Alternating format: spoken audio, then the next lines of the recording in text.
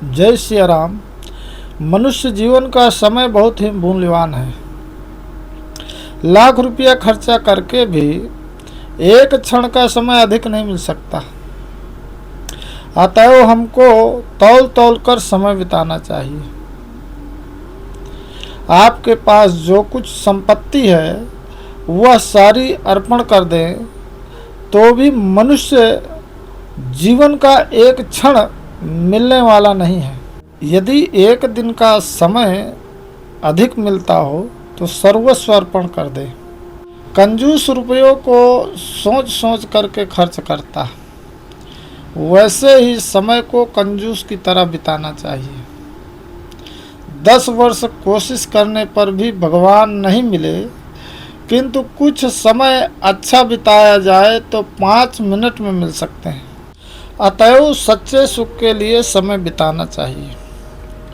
गीता में भगवान श्री कृष्ण कहते हैं ना सतो विद्यते भावो ना भावो विद्यते सता। असत वस्तु का तो अस्तित्व नहीं है और सत्य का अभाव नहीं है। जो क्षण नाश होने वाला है उसके लिए समय क्यों बिताएं। संसार के सुख, स्त्री, पुत्र, धन सब नाशवान है। आत्मबुद्धि प्रसादजम। सुख सात्विक है, उस सुख का फल असली है। सात्विक सुख भी जो है राजस तामस से बहुत ऊंचा है। इससे बढ़कर भजन प्राप्ति का सुख। भगवान श्री कृष्ण जी गीता में कहते हैं कि सांसारिक भोगों में आसक्ति रहित अंतःकरण वाला पुरुष अंतःकरण में जो भगवत ध्यान जनित आनंद है उसको प्राप्त होता है और वह पुरुष सच्चिदानंद घन परमात्मा स्वरूप योग में एक ही भाव से स्थित हुआ अच्छे आनंद का अनुभव करता है।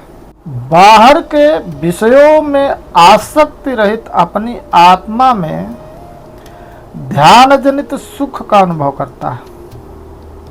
संसार से वैराग्य होने पर वृत्तियां संसार से उपरामता को प्राप्त हो जाती है। तब उसका आत्मा परमात्मा के ध्यान जनित सुख का अनुभव करता है।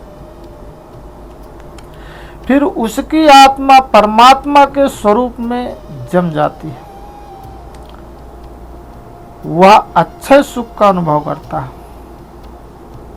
विषयों से वैराग्य में, वैराग्य से परमात्मा के ध्यान में सुख अधिक है और ध्यान से अलौकिक सुख परमात्मा की प्राप्ति में है। इसलिए परमात्मा के ध्यान में समय बिताना चाहिए। जब मनुष्य परमात्मा के ध्यान में मस्त हो जाता है उस समय उसके भीतर शांति और आनंद की सीमा नहीं रहती। जब उस ध्यान के नशे में मनुष्य विचरण करता है उस समय त्रिलोकी का ऐश्वर्य उसे धूल के समान लगता है। ध्यान से परमात्मा की प्राप्ति होती है। ध्यान असली चीज है। यह सोचना चाहिए कि आयु भर जो परिश्रम करके धन इकट्ठा किया है और आज ही मरना है तो हमें उस धन से क्या लाभ। हम रच पच कर समय क्यों नष्ट करें।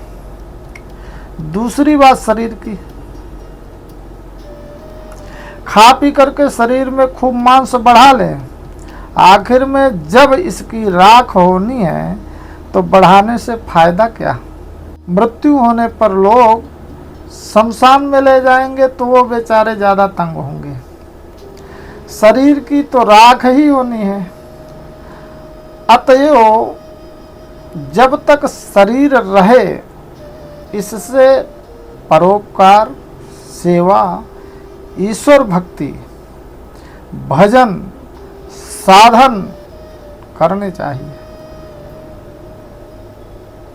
जिसके फलस्वरूप परमात्मा की प्राप्ति होकर अखंड आनंद और शांति मिल जाए तथा लाखों करोड़ों भावी जो जन्म है उनके जन्मों के दुख समूह से छुटकारा मिल जाए। भगवान कहते हैं अनन्य चेता सततम यो मा स्मरति नित्य सा तस्याहम सुलभा पार्थ नित्य युक्तस्य योगिना। जय सिया राम।